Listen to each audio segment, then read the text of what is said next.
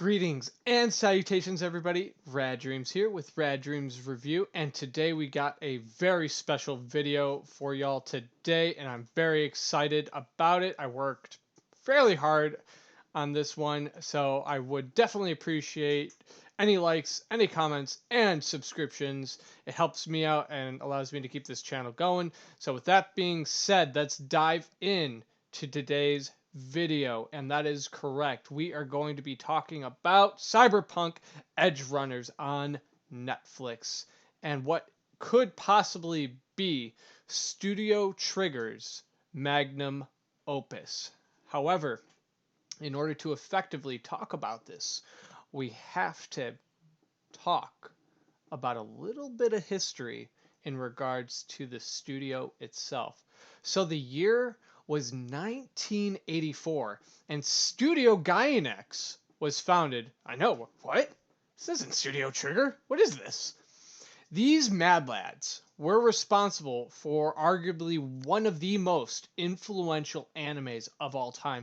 I don't know, you might have heard of it. It's just a little show called, Neon Genesis Evangelion. And some other notable titles that they are responsible for include Fully Cooley, or FLCL, Gunbuster, Gurren Lagann, Appleseed, the OVA that was released in 1984, it's kind of like the remastered version of Cutie Honey called Cutie Honey. They also worked on Panty and Stocking and Garter Belt, as well as Shikabane Hime. Unfortunately, or fortunately, it honestly kind of depends on your point of view, Studio Gainax is a shell of its former self and is currently fragmented as we know it today. However, we're not here to talk about all of the intricacies of that studio, of Gainax. If y'all want, I can make a video in the future detailing all of that stuff. So let me know in the comments below if you want to hear more about that studio. But I know y'all are listening to this and thinking to yourself, oh, okay, well, why the hell are you bringing up this studio then? Based on the title of this video. Trust me, it is quite purposeful. And the biggest reason as why I mentioned Gainax is because Studio Trigger was founded by former employees Hiroyuki Imashi and Masahiko Otsuka in 2011. And for being such a young studio, they sure as shit have made a name for themselves, making notable bangers such as Little Witch Academia, their breakout hit Kill la Kill. We got Darling in the Franxx. We got SSSSSS Gridman and its sequel. They also have done feature-length animation films like Promare and Little Witch Academia. In conjunction to this, Studio Trigger also worked on episode 3 and 7 of Star Wars Visions. If you haven't checked that out, please do so. They are fantastic. Suffice to say, they're pretty damn stacked. And the reason, of course, we are here is because of the newly released original animation series, Cyberpunk Edge Runners, which is based on and set in the video game universe of Cyberpunk 2077, with the publication and co-production done by CD Projekt Red. Edge Runner has infinitely surpassed the video game in which it is based after. And let's face it, folks, it's no secret that the game had one of, if not the worst releases in gaming history. The developers are trying to fix it as best as they can. Unfortunately, though, the damage done does seem irreparable, but who knows? Time will tell. It can be and should be said, though, that the in-game universe and the characters are very interesting and compelling. So the fact that we got a anime series exploring that world and universe in more detail is very exhilarating, right? And that's the exact word that can be said to describe Edge Runners, right?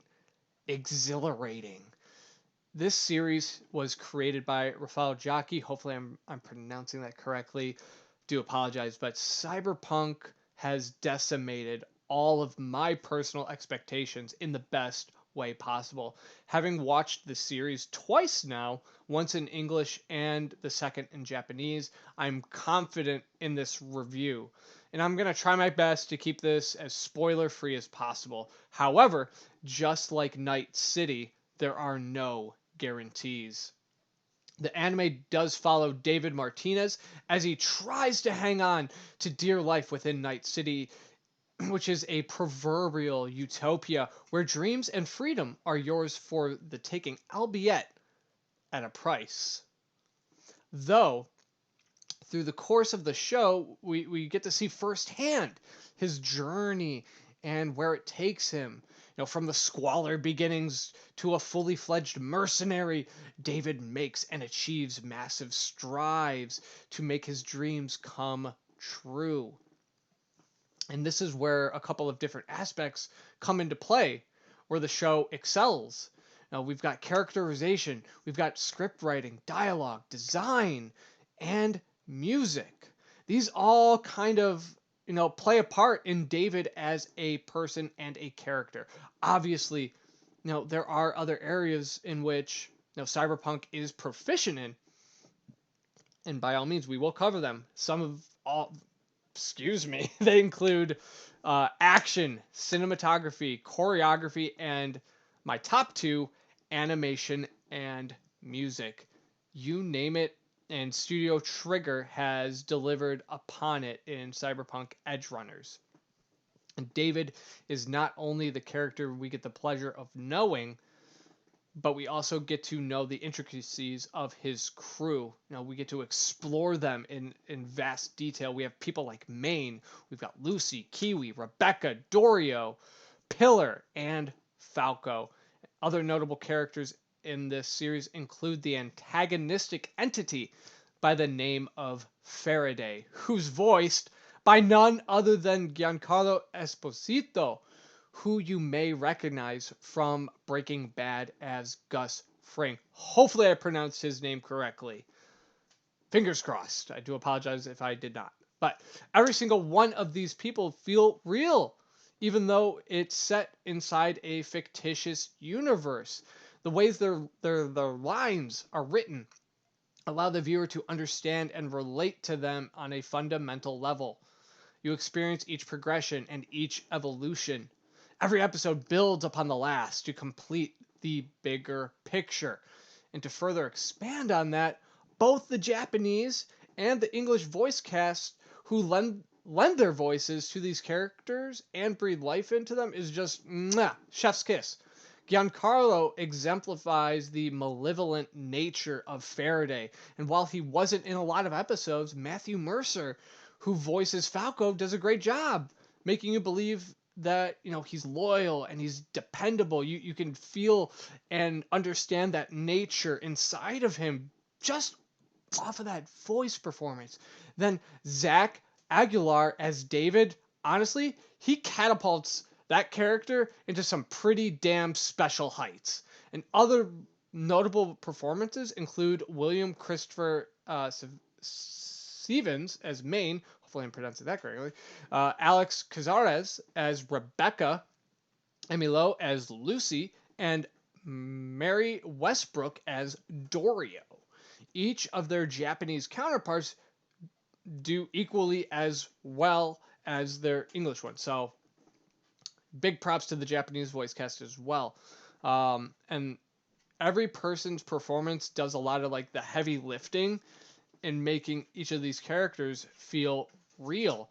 And before I dive into the music and animation, we really have to speak first on the choreography that Studio Trigger went balls to the wall with. I mean, let's face it. Whether it was like the fighting segments or the calmer moments, the way they were able to convey motion was absolutely insane. In conjunction to that, the cinematography further elevated literally every scene. Trigger really paid close attention to like the smaller details, such as background characters or cause and effect moments. Excuse me. For instance, when the character Rebecca steps in and helps David later on in the show, it really emphasized the amount of determination, the effort, and strength she was putting forth in order to accomplish this. Or how about the time, or any time, David activated his augments? Now, how they were able to speed things up or convey that things were sped up and slowed down was truly a marvel to look at.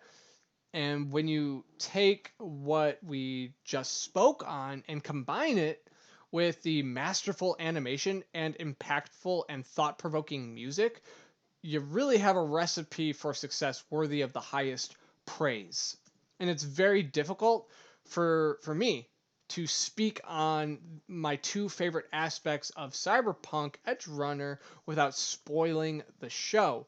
So I'll just touch on a few things.